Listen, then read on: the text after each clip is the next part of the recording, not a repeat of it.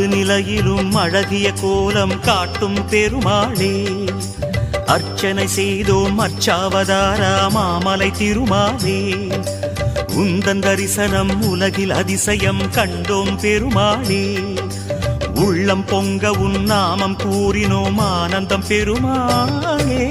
நமோ